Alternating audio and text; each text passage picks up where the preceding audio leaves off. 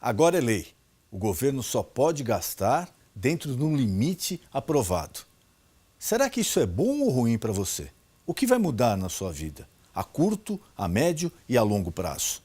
O nosso convidado de hoje é Maílson da Nóbrega. Ele é economista e ex-ministro da Fazenda. Daqui a pouquinho, no Ponto de Equilíbrio.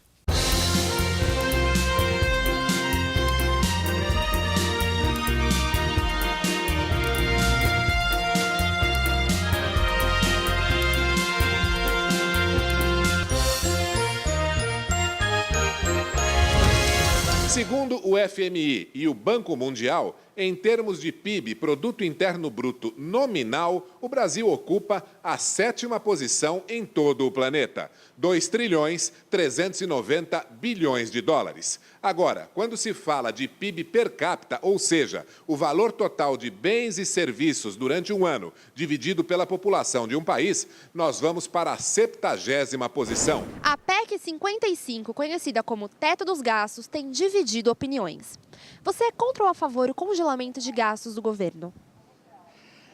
Olha, eu sou a favor. Por quê? Seguinte, eu particularmente, eu acredito que a gente tem que fazer uma economia, entendeu? Porque o país está em crise e a gente precisa, sei lá, dar algum jeito, né? E tudo que a gente puder fazer para o bem do país é melhor. Olha, eu sou a favor, né? Tem que congelar esses gastos, tá demais. Sou a favor, lógico. A situação do Brasil está muito crítica e precisa um governo ter coragem, como esse aí está tendo, de resolver a situação do país, porque está muito difícil para a gente conseguir fazer alguma coisa. E você sabia que o governo sempre gastou mais do que arrecadou? Sim. Sim, sempre mais. Olha a crise que nós estamos. Sim, é lógico. Bom, isso desde que o Brasil foi descoberto, né? Com certeza. Sabia. E você concordaria em pagar mais impostos para o governo continuar gastando mais do que arrecada? Claro que não. Jamais. Isso é um absurdo. Não, de forma alguma. De maneira alguma. A gente já paga muitos impostos e não volta para a gente com benefício. De jeito nenhum. Não concordo, não pode ser alguma. E onde você acha que o governo deveria gastar mais e onde você acha que ele deveria cortar gastos? Eu vou começar pelo cortar gastos. No próprio Congresso, com todos aqueles deputados e senadores, que o gasto é demais lá. Deveria gastar mais na fiscalização, saúde e, escolas e por aí. De cortar gastos no salário deles, que é absurdo, e muitas outras coisas que eles fazem aí que é fora do comum. Gastar mais assim na parte da educação, da saúde, né? Essa aí é a prioridade para nós, o nosso país. Gastar menos assim coisas que não tem sentido, né? Tem coisas assim que não tem necessidade de tanto gastos. Ele deveria gastar mais na educação, na saúde e economizar mais nos gastos deles, né? O governo deveria gastar mais na educação, na saúde, na segurança pública, que está tudo abandonada, e cortar os gastos, principalmente dos políticos, diminuir o número de comissionados. Ele deveria diminuir o salário dos políticos, que é muito alto, enquanto as pessoas chegam a ganhar um salário mínimo, pessoas aposentadas chegam a ganhar até 200 mil. Maílson da Nóbrega é economista. Foi ministro da Fazenda no governo de José Sarney de 1988 a 1990. Escreveu 5 livros, sendo A Economia, Como Evoluiu e Como Funciona, o mais recente. Atualmente é membro do Conselho de Administração de várias empresas brasileiras, colunista da revista Veja e palestrante. Muito boa noite, meu amigo, minha amiga. O nosso encontro de final de noite. Programa Ponto de Equilíbrio. E agora você está vendo aí na sua tela o nosso endereço, o nosso canal no YouTube. Nesse endereço, basta você clicar e você encontra todos os programas já veiculados. Se de repente você gostaria de assistir novamente uma entrevista ou alguma entrevista que você perdeu e gostaria de assistir, basta você acessar esse endereço. Todos os programas já veiculados se encontram aí. Ele é atualizado semanalmente. O programa é sempre pensando em você.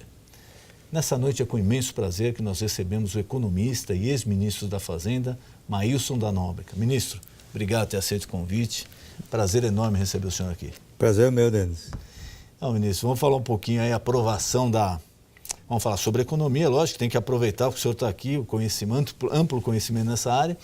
Mas eu queria começar com a aprovação agora, essa recente aprovação no Senado Federal, da PEC 55, aquela famosa que limita o gasto do governo, que congela durante 20 anos, etc. Então, eu vou falar assim, como telespectador para o senhor, a sensação que eu tenho é que aconteceram duas coisas. Primeiro, faltou um pouco mais de informação por parte do governo e também houve um certo radicalismo por quem é contra e não quer saber porque é contra. Mas eu queria que o senhor explicasse para a gente, essa PEC era necessária, foi boa, não foi? Aonde ela vai afetar a vida do brasileiro? Olha, essa PEC, se eu exagerar um pouco, pode ser a salvação do país, a salvação da economia brasileira, não é? É uma pena que, como você falou, o governo não teve a capacidade de levar a mensagem correta à sociedade brasileira. Mas deixa eu te usar aqui uma metáfora para entender bem, não é? O setor público brasileiro, na parte orçamentária, era um trem caminhando descontrolado, em alta velocidade, muito mais rápido do que crescia a economia e a arrecadação. Desde a Constituição de 88, o gasto público do governo federal cresce 6,5% ao ano acima da inflação. Em algum momento isso ia dar errado, não é? Vários governos foram disfarçando um pouco essa realidade, aumentando tributos, aumentando dívida. Imagine que esse trem vai bater numa parede e vai ser uma tragédia, não é? O que o governo conseguiu ao longo desses anos? Ele foi afastando o muro, não é? Ao invés de diminuir a velocidade, foi afastando o muro. Então, quanto mais você cobrava, mais dava espaço para esse trem caminhar. E esses mecanismos foram se esgotando, porque a própria sociedade começou a se dar conta que isso é inviável. Não dá para você aumentar tributo todo ano, não dá para aumentar a dívida todo ano. Então, o país se viu diante de duas saídas. A primeira é não fazer nada, e esse trem bateria na parede, se espatifaria, e a consequência seria descontrole orçamentário, inflação, desemprego maior do que hoje. Então, na verdade, deixar esse trem caminhar sozinho seria contra os menos favorecidos. Porque a experiência mostra que em desastres como esse, que geram uma inflação sem controle, a economia para de investir, os empresários perdem a confiança, os consumidores perdem a disposição de consumir, quem paga o maior preço é o pobre, é o menos favorecido. Porque rico acaba ganhando, porque vem juro mais alto. Ele tem dinheiro aplicado no mercado financeiro, ele tem outras reservas, ele vai se virar. Né? Então, o que o governo fez, a proposta do governo foi parar esse trem. É hora de parar esse trem. E por 20 anos, nós vamos ver como fazer. Não é? Se vamos cortar algum gasto, se vamos reformular o sistema orçamentário, se vamos tributar, não sei, alguma coisa tem que ser feita para evitar essa catástrofe. Além disso, essa medida ela vai produzir uma pequena revolução no modo de agir do Congresso e da classe política. Isto é, há pelo menos 500 anos, vamos chamar assim, desde que Pedro Álvares Cabral aportou as terras do Brasil, né, que nós não conhecemos uma regra elementar do processo orçamentário e da função precípua, mais nobre de um parlamento, que é decidir sobre conflitos orçamentários, né?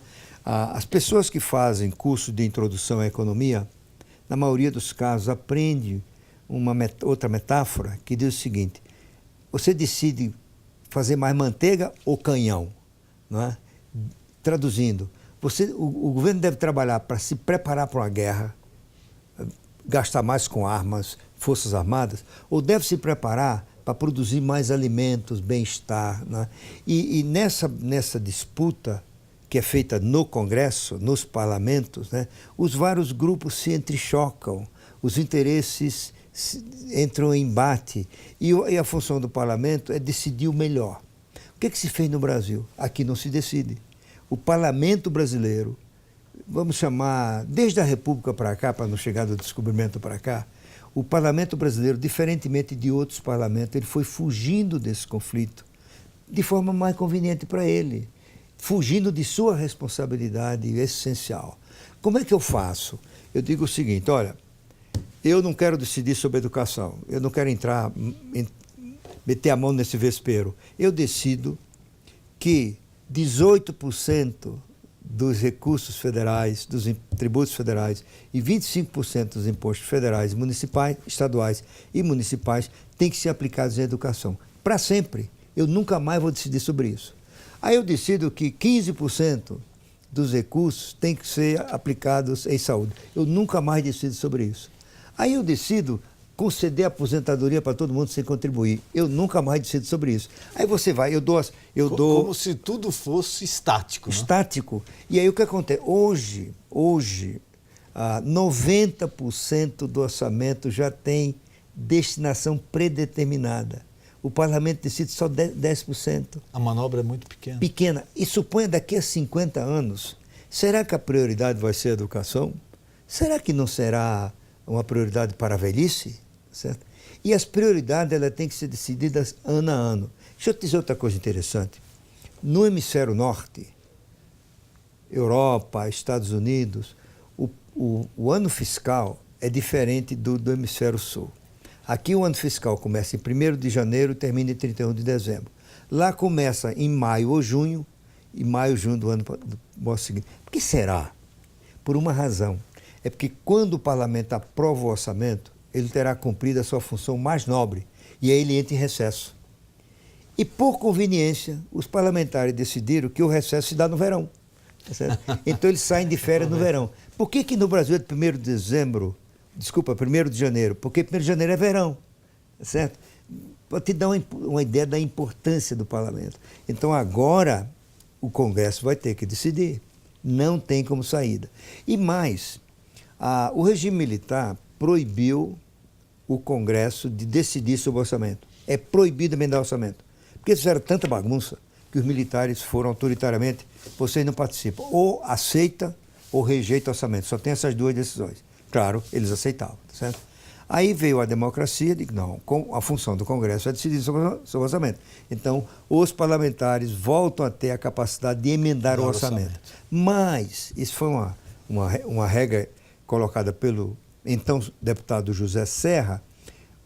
Se um parlamentar quiser conseguir uma verba para construir um ginásio de esporte no seu município, na sua cidade, o que é legítimo, faz parte da atividade política, ele tem que cancelar outra despesa. Senão, não tem dinheiro para todo mundo. Então, ao conseguir a verba para o seu aprovar, ele teria que eliminar o hospital, digamos assim, que estava na emenda do seu colega ao lado. Então, ele tem que decidir. E o Congresso, como um todo, tem que dizer, eu fico do lado do pessoal que quer o ginásio de esporte ou do hospital. O que faziam os deputados? Uma marotice. Eu reestimo a receita. Então, o governo diz assim, a receita vai ser 100. Não, você errou. É 120. Com esses 20 cabiam os dois, entendeu? Agora acabou. Não tinha desgaste para ninguém. Não tinha desgaste para ninguém. Só que vai aumentando a dívida. Vai aumentando a dívida. E a sociedade que está pagando essa conta não percebia. Porque aí entra um elemento final. Nós, brasileiros, não fomos educados a perceber uma coisa elementar do processo orçamentário, que começa na família. Né?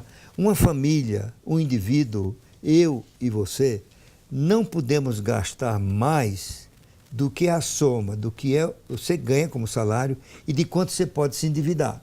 Acho que não tem nada mais básico na economia do que isso. Até pode, mas vai dar errado. Tá certo? Então isso vale também para o governo. Né? E aqui no Brasil, nós não incorporamos essa ideia por razões de falta de educação, de informação, até de cultura. É a história do dinheiro público, né? É. Porque muitas pessoas, não, mas isso daí o governo faz que é dinheiro público. Não existe dinheiro público. Não. Dinheiro público é nosso imposto, é nós que pagamos. Exatamente. Dinheiro não nasce em árvore. Tá certo? Então, quando o governo usa dinheiro para gastar em saúde e educação, é porque ele arrecadou de alguém. O governo não gera dinheiro.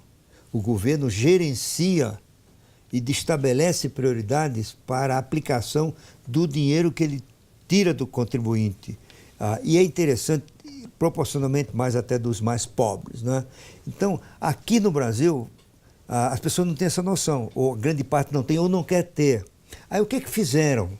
Veja só, o PT é grande parte responsável pelo desastre que a gente está vendo agora. Não, esse aumento da dívida pública do governo Lula para frente, exatamente. Quer dizer, já vinha acumulando, mas cresceu de uma forma assustadora. Não, e no governo da Dilma disparou.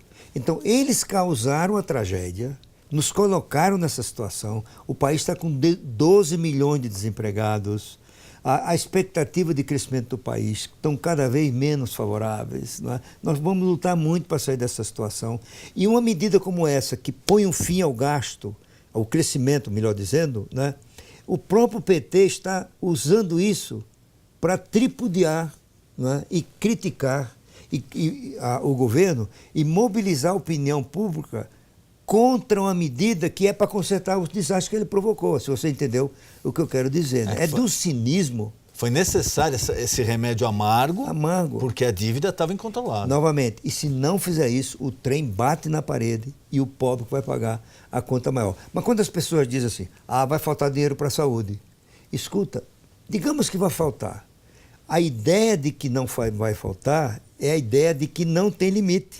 Ou seja, que o trem vai bater na parede. Eu posso continuar gastando em saúde o tempo todo. Mas essa é uma visão, não é, que está presente também em grande parte do Judiciário, do Ministério Público. É parte da cultura brasileira, de que não existe problema de dinheiro. Você pode gastar à vontade, que sempre vai ter dinheiro. E a gente agora vai aprender duramente que isso é uma lorota. Tem sim limite a gasto público. E ao pôr ordem na casa, nós vamos inaugurar, provavelmente, espero que sim, o início, vamos começar uma nova era, em que o Congresso, cada vez mais, ele vai ter que decidir prioridade. E todo ano, tem que decidir todo ano. Na pátria do processo orçamentário, que é a Inglaterra, que começou a inaugurar esse processo em 1215, com a Magna Carta inglesa, lá o imposto é criado todo ano. Não, todo ano cria o imposto para ter a responsabilidade de decidir. Às vezes é o mesmo imposto, geralmente é, mas decide todo ano. E assim como baseado no orçamento. No orçamento. E só para te dar uma ilustração, eu vivi um tempo trabalhando na Inglaterra e eu já me interessava por esses assuntos. Lá o processo orçamentário é tão nobre que ele mobiliza o país e tem efeitos simbólicos. Né? Lá no dia de entregar o orçamento ao Congresso, toda a imprensa vai para a casa do ministro da Fazenda, ele mora numa vila onde mora o primeiro-ministro, o presidente do parlamento, que é Downing Street. E aí ele vai a pé de lá até o parlamento, fica perto, a 2 ou 3 quarteirões, aí ele é seguido pela imprensa, à noite tem um bruto debate, 8, 10 dias de debate, porque é ali que vão se definir as prioridades do país para aquele exercício. Quanto vai custar, quanto vai gastar pagar, de saúde, vai quanto vai gastar de educação, quanto vai gastar em infraestrutura, quanto vai pagar de funcionalismo, qual vai ser o valor a reserva para pagar os compromissos da dívida e assim por diante. Então, essa PEC, sem ela, nós iríamos realmente para uma situação muito dramática. E tudo indica, com quase absoluta certeza, que o Brasil ingressaria numa nova era de inflação sem controle. E a gente já aprendeu que é o maior dano para o trabalhador. Não existe nada pior para o trabalhador que a inflação. Não, sabe por quê, Denis? Porque a inflação é o pior imposto. Exato. Porque o imposto de renda você tem que pedir autorização no Congresso. Tem que ter um mecanismo, você tem que declarar, você recebe um boleto para pagar, que é um DAF. A inflação não tem que consultar ninguém. Você vai no mercado outro dia, aumentou. Aumentou. Acabou. Porque a inflação, o governo retira da sociedade via aumento de preço uma parte para ele. Né? No tempo que não tinha economia complexa como ele, os reis também faziam isso. Como é que os reis faziam esse truque? Ele pegava a moeda, passava uma lima na moeda, né? E sobrava um pedacinho, ele gastava. Né? É por isso que as moedas passaram a ter umas achuras. Já Pra ter notou? esse controle. Para que o rei não lime, tá Ah. certo? Então, a sociedade tem que criar mecanismos de controle do orçamento, da política monetária, dos gastos públicos, para evitar que o rei de hoje, chamemos assim, lime essa moeda e tire dos pobres a possibilidade dele ter futuro, não é? Dele não ser engolfado por uma crise inflacionária que é danosa para a sua renda, para o seu bem-estar. Ministro, uma dúvida minha recorrente, eu tento me informar sobre isso e cada vez eu me assusto mais com os números. O custeio da dívida pública brasileira. Eu recebi aqui uma auditora fiscal, especialista na área, e ela, foi recentemente, coisa de 2 meses atrás, ela trouxe alguns números aí que eu fiquei ainda mais assustado. O custo da dívida pública brasileira está algo em perto de 2 bilhões de reais ao dia. Pode ser. Quer dizer, 2 bilhões de reais, para o nosso telespectador ter uma ideia aí.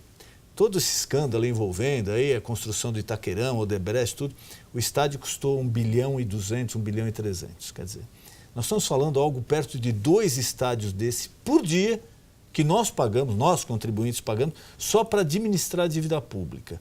Queria que o senhor explicasse um pouco para o telespectador.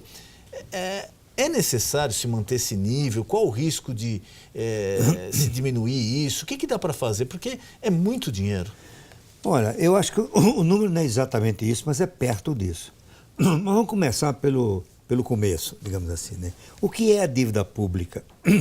A dívida pública é a soma de vários déficits públicos anuais.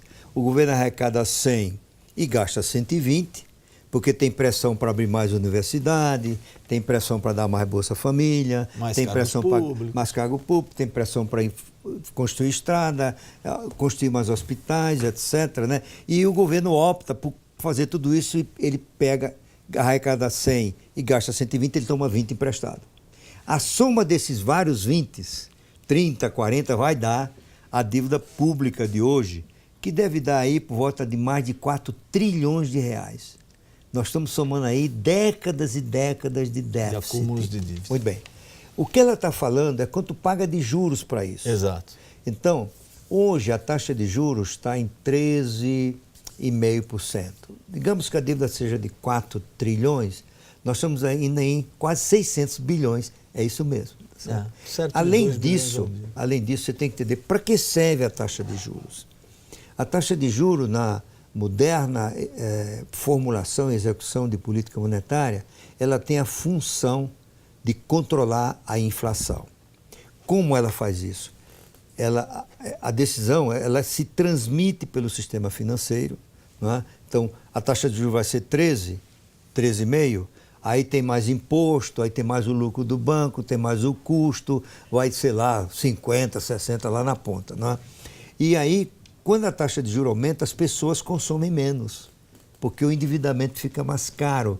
E isso reduz a demanda, e uma redução da demanda contribui para controlar a inflação. Em termos simples, é isso. Ou isso influencia o mercado de câmbio, a taxa de câmbio se valoriza, e a taxa de câmbio valorizada, o que significa R$1, a moeda nossa mais forte, significa que produtos importados ficam mais baratos. Isso também ajuda a controlar os preços.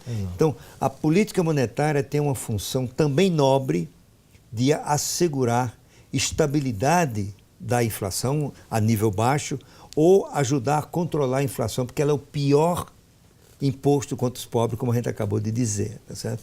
Então, além disso, o Brasil tem uma distorção, que é as condições para a taxa de juros no Brasil ser mais alta do que no Chile, muito mais alta do que nos Estados Unidos, porque nós temos condições que pioram essa situação, diferentemente desses países e de outros pelo mundo inteiro. Quais são? Primeiro, o Brasil tem baixa taxa de poupança.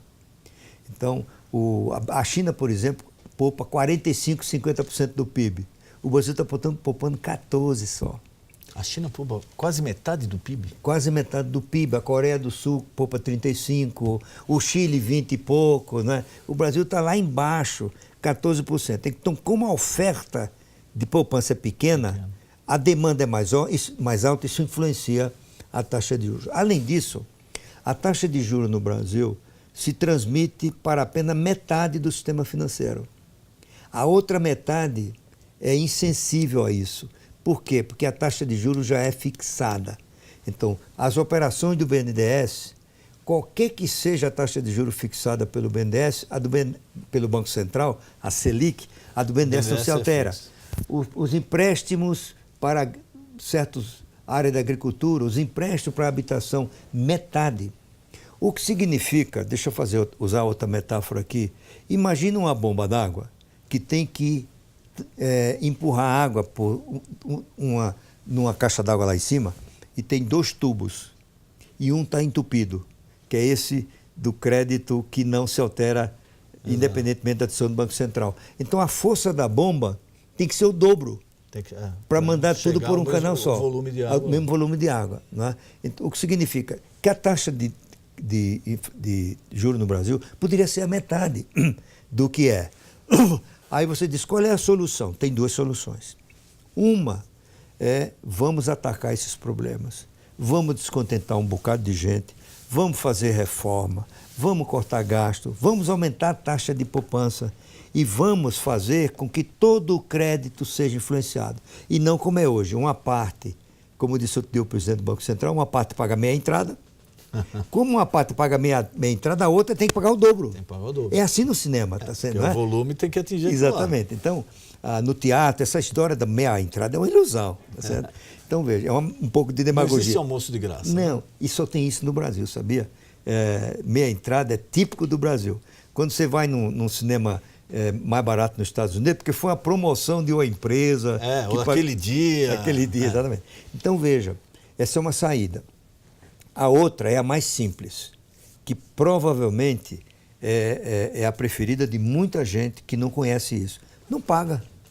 Em vez de você pagar 2 bilhões por mês, ao dia, desculpe, 2 bilhões ao dia, você não paga e pega aquele dinheiro e aplica na saúde. O que essas pessoas esperam? A dívida ela é dinheiro emprestado por pessoas. Tá certo? Quem é o credor da dívida brasileira? A intuição das pessoas diz que são bancos. Aí isso é dinheiro dos bancos. Eles que estão ganhando com isso. Sabe que não é? Esse dinheiro é da sociedade. Você, Denis, quando você aplica dinheiro num banco, numa renda fixa, o que o banco faz com aquele dinheiro? Uma parte ele adquire dívida pública. Né? Então, quando você está sendo creditado juro no seu investimento... Você passa a ser um credor do governo. Do governo. Outro grande credor do governo são os fundos de pensão. Exato. Tá certo? O fundo dos trabalhadores. Os trabalhadores da Petrobras, do Banco do Brasil, do Bradesco. A empresa porque a ideia é que o pessoal tem, não, isso é capital estrangeiro, que já está rico. Não é bem assim, né? É difícil hoje um brasileiro que não tem uma caderneta de poupança, que não tenha uma aplicação no fundo de investimento, que não tenha um fundo de pensão, uma previdência complementar. Na hora que disser não paga, você destrói tudo isso.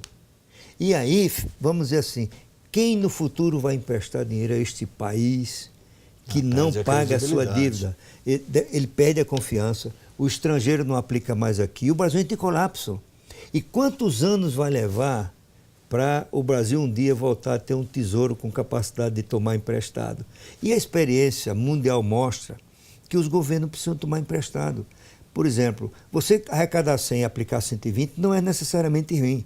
Se você pega esses 20 e aplica em estradas, em portos, aeroportos, infraestrutura, você está impulsionando a economia, vai arrecadar mais lá na frente. É por isso que 100% dos países têm déficit, 100% dos países têm dívida, e alguns muito maior que a do Brasil.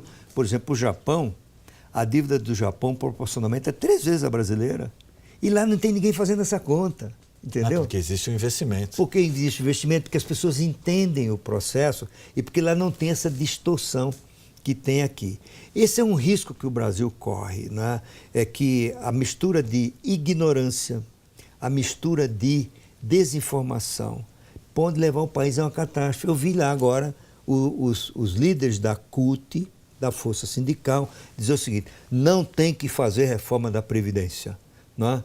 Se não fizer, vai ser outra catástrofe. Esse é o próximo ponto que eu não ia falar. Não tem que fazer a reforma da Previdência. Simplesmente não paga a dívida. E com que você paga a dívida, você vai pagar os aposentados. Mas imagina, quer dizer, o país entraria em colapso Aí não tinha dinheiro para pagar aposentado mesmo. E o pobre iria sofrer o efeito do processo inflacionário. Porque a classe mais baixa que vive da aposentadoria. Exatamente. Porque quem é classe média já tem alguma outra aplicação, ou investir num imóvel, vai ter um outro rendimento. Isso mesmo. Agora, a classe mais baixa, ela vive da aposentadoria. Na verdade, quando tem uma catástrofe dessa aí, tem os que perdem e tem os que ganham. Quem ganha é só rico. Rico é quem ganha com essas catástrofes. Certo?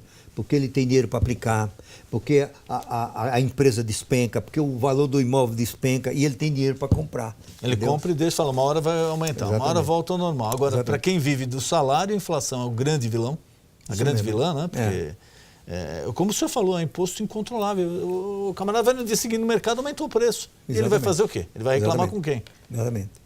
Da aposentadoria, o senhor acha que esses termos que pelo menos agora se cogita já é uma boa alternativa ou é só paliativa? Não, eu acho que a proposta que o governo fez para o Congresso é o melhor que se poderia fazer. Eu acho que a equipe que preparou esse projeto é da maior qualificação.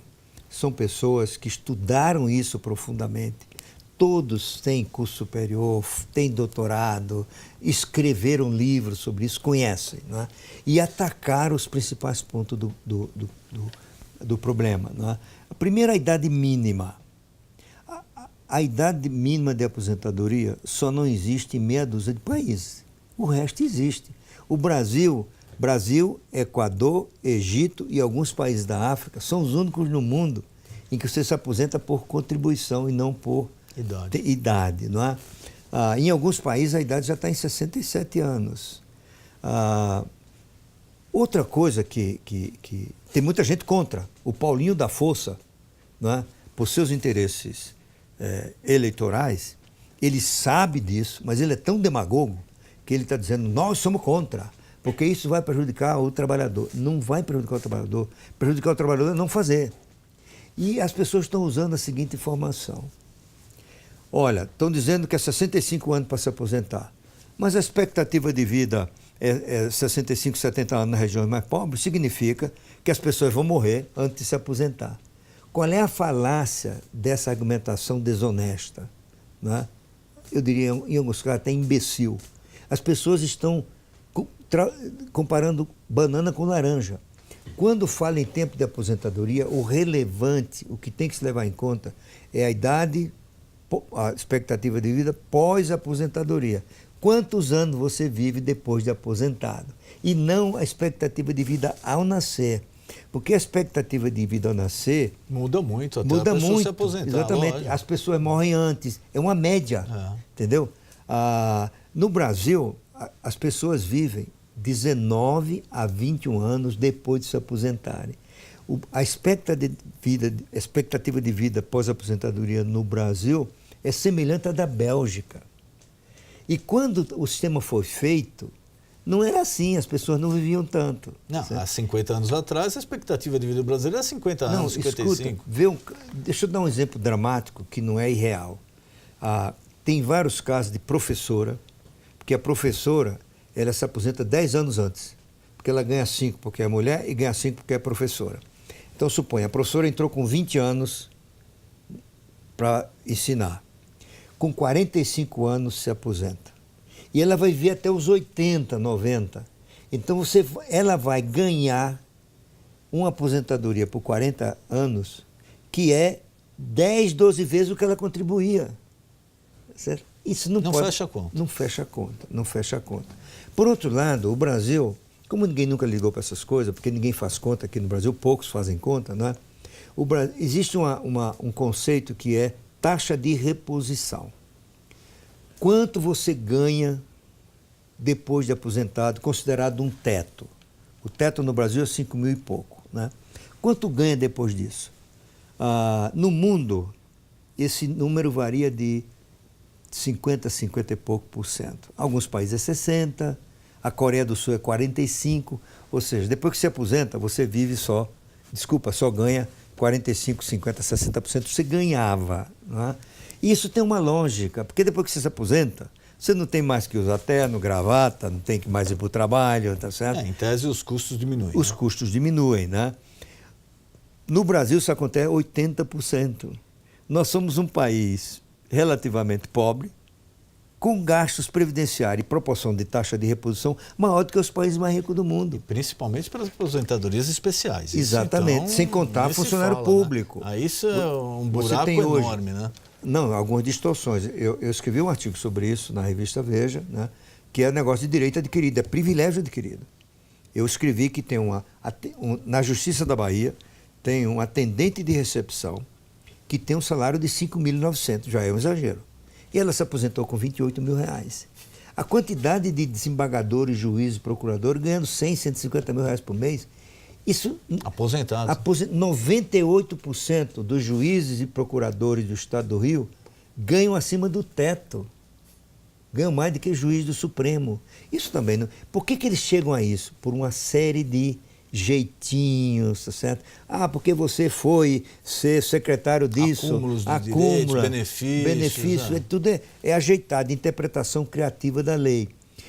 Só que as pessoas se esquecem que essas aposentadorias são pagas pelos contribuintes.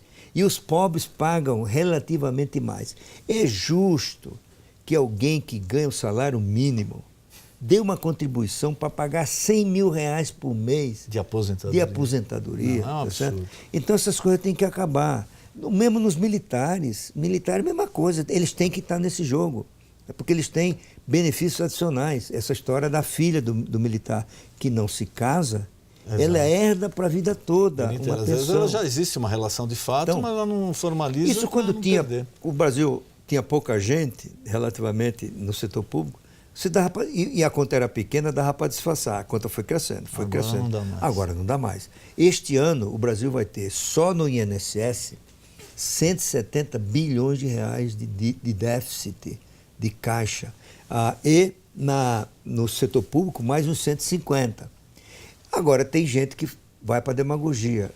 Quando eu estava vindo para cá, um amigo meu me mandou por WhatsApp um discurso do Ciro Gomes. E ele está dizendo, a Previdência não tem déficit. Isso é mentira do Lula, da Dilma, do Temer, do Fernando Henrique. É de uma irresponsabilidade. Todo mundo mentiu, todos os técnicos também estão mentindo. Mentindo. E só o Ciro Gomes, aquela sumidade, é que sabe que o Brasil não tem déficit. Porque o que ele faz? Ele diz o seguinte, porque tem PIS, COFINS, CPMF, não sei das quantas, hoje nem tem mais CPMF. Tudo isso é para a Previdência. Não é. E mesmo se fosse, né, você não pode continuar gastando dessa forma. Não, deixa de usar para outras coisas. É, claro, para infraestrutura, para educação, né, para pesquisa, para gerar inovações. Não, o que o Ciro está dizendo? Irresponsável e demagogicamente. Escuta, gente, vamos continuar com essa farra, vamos nos estralhaçar lá na frente, mas agora vocês têm que acreditar em mim que eu quero ser candidato a presidente. Né? Não é? Ministro, queria mais uma vez agradecer a presença, foi um prazer enorme aqui, essa aula de economia que nós recebemos do senhor. Queria já estender um convite para uma próxima oportunidade aí, que do jeito que a economia anda, não vai faltar tema para a gente discorrer. E queria colocar à disposição do senhor algum tema que eu não perguntei, algum recado que o senhor queira passar ao telespectador, por favor, fique à vontade. Não, eu posso fazer uma propaganda? Lógico. Não, eu faço uma propaganda de um livro que eu escrevi, foi lançado mês passado. Eu e a Alessandra Ribeiro, que é uma sócia e economista da Tendências, nós escrevemos um livro para a pessoa comum, o jornalista, o engenheiro, o advogado, quem não é economista, e até para os economistas também, né? A dona de casa, que é um livro que mostra como evoluiu a economia desde a antiguidade. Como é que a gente veio lá do Egito Antigo e chegamos a hoje? O que contribuiu para o mundo ficar cada vez mais rico? O papel das instituições, do desenvolvimento, da ciência, da tecnologia, das ideias, né? E depois, como é que funciona a economia? Noções básicas, as pessoas gostariam de entender para acompanhar melhor o noticiário, entender melhor o que está acontecendo. O que é inflação? O que é balanço de pagamento? O que é crédito? O que é globalização? Não é? O que é preço, sistema de preço, né? Então esse livro, que se chama A Economia, Como Evoluiu e Como Funciona, ele foi editado pela editora Trevisan e está nas livrarias. Aconselho você que se interessa pelo assunto e você que gosta a comprar, porque eu ainda não tive a oportunidade de ler, mas vou comprar, vou ler, porque realmente é um prazer a gente poder receber essa aula aqui do professor e do ex-ministro Maílson da Nóbrega. Foi um prazer receber o senhor aqui. Prazer foi meu. Muito obrigado. O nosso encontro de final de noite, programa Ponto de Equilíbrio. Boa noite.